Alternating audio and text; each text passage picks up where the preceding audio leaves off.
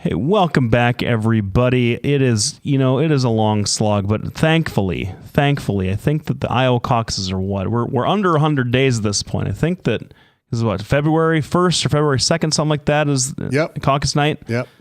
So, boy, we are, probably 80 some days away, maybe less than that. I don't know. I can't count. So that's pretty exciting. Well, math is not your forte. I was always okay at it, but I was much better at talking. Anyway, we've got we're talking this segment. We're talking a little bit about Bernie and Hillary, and you talk about the campaign's fading. I don't see it that way at all, really. I mean, Hillary had a great couple of weeks coming out of the debate and the Benghazi hearing, wiping the floor with folks, and Sanders has had a great campaign so far. He's been pushing his agenda. He's been pushing issues, making Hillary tack to the left.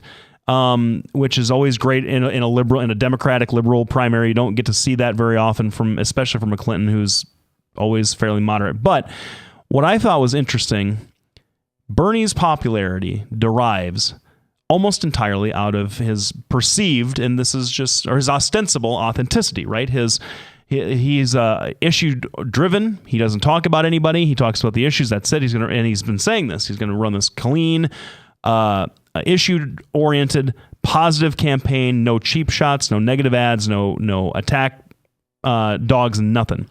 Well, after the debate, when a lot of Bernie Sanders supporters accused the media of suppressing his strong performance in favor of the Hillary narrative, which, if you listen to the questions that Anderson Cooper asked Hillary, I don't know how anybody could think that. Will you say anything to get elected? What's really going on in your emails? Like, all that kind of stuff is pretty tough. He was pretty tough on her, but he's hired a pollster. He's hired a pollster and he's hired a research team, and he's starting to attack negative. Now, tell the folks, as a person in this room, the only person in this room who's run for elected office, what does that mean to hire a pollster? Well, what that means is he's not getting the traction and the numbers that he needs to be successful.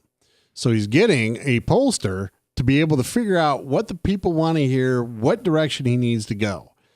Now, I can tell you, and we've seen this in our studio, people will hire pollsters and they'll do a lot of internal polling, but almost always it's not right. It's incorrect. We talk about Sam Clovis a lot, about how, his internal polling showed that he had a great shot at being, was it Michael? It's not Michael Morrow. Who was who did he run? Yeah. It was Michael Morrow. You're talking about the secretary of, oh boy, good Lord. So, I can't remember now either. And so the bottom line is, Sam, who we love on the show, we love this guy, gets pounded. He's in our genius club. He is in our along genius with Michael club. Libby and Rabbi Kaufman. I think we just lost our signal. Oh, we just lost our signal. Oh, we have audio. Oh, Woo! good. Yeah. Well, look at that. That is a sexy pic that they got stuck on. Look at that. Yep. So anyway, the problem with internal polling and problem with pollsters in general is they are so inaccurate. Right? If they were able to predict with any kind of accuracy, Mitt Romney would be the president. Or, well, if they were able to predict with any accuracy, Mitt Romney wouldn't have tried so hard. Well, and absolutely, that's true. So he's hired some pollsters, which is always one of those things where that is a double-edged sword, and you have to be very careful. And it's come with this more edgy, more pointed language directed at Hillary. Yes. Not full-blown negativity, not full-blown attacks, but definitely he used the Jefferson Jackson dinner to really go after her, even if he didn't mention her by name, and that is not keeping with the Bernie Sanders brand. Well, but he wasn't attacking necessarily. Well, and I wasn't there, but from what I read, and I always hate saying that, but from what I read, he didn't actually come out and attack anything on her personally, just her policies. He said, these policies don't work. I don't like coming from here. I don't like, whatever. So that's what I saw a lot of. But you're right, it's becoming more edgy. And the problem is, once you get that taste that you might actually win, the problem is you don't want to lose. So now that changes your entire campaign. That was one of the things that I had a problem with. Nobody even in my own campaign, my own friends, my own mother, didn't think I could win until one night I gave this speech.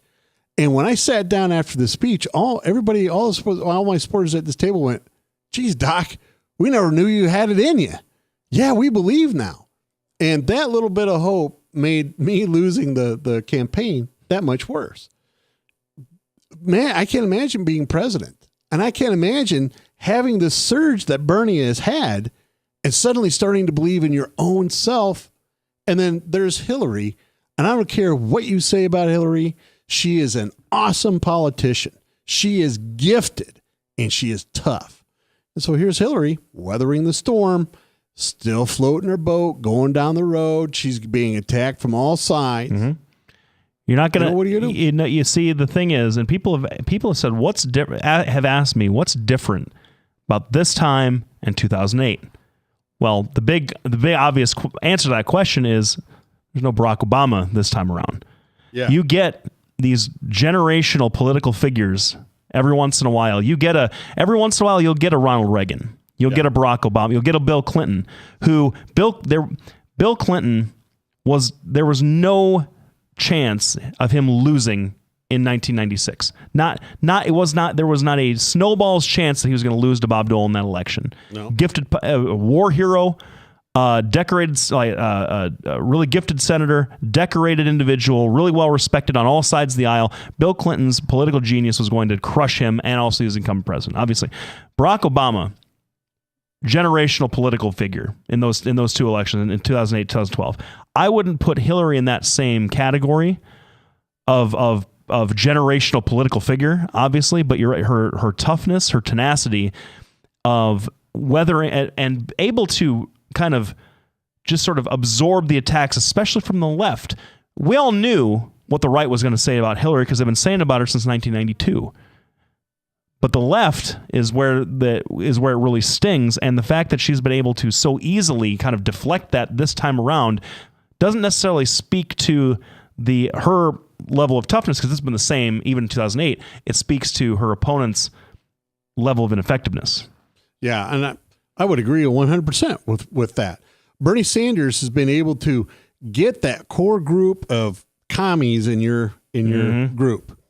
In the Democrats. Excited, and they're going to vote for Hillary is the thing. and that's it. And he's got them motivated, but the problem is that group is only so large. You know, it's like the Tea Party. We can elect some people, but the Tea Party group is only so big, and your socialist group over there is only so big.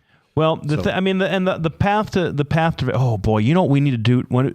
Hey, this is a teaser for next week, because we're going to finish up with your favorite, with the international stuff and Russia and the rest of it here, because I know that you love talking about that area of the world, and we seem to always talk about terrorism and tragedy at the end of these shows. So, but I think next week we should talk about the destruction of the Democratic Party in the States, because it's real. Oh, it's terrible.